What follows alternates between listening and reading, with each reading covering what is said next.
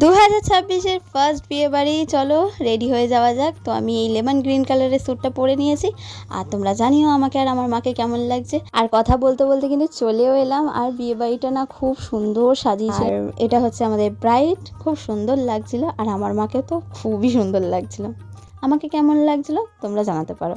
বেশি কিছু না, আমি মাকে বলেছিলাম মা দুটো ছবি আর ভিডিও তুলে দাও, যাকে তুলে দিয়েছে। আর প্রথমে গিয়েই কিন্তু মা ফুচকা স্টলের দিকে এগিয়ে গেছে, কারণ মা ফুচকা খেতে খুব ভালোবাসে।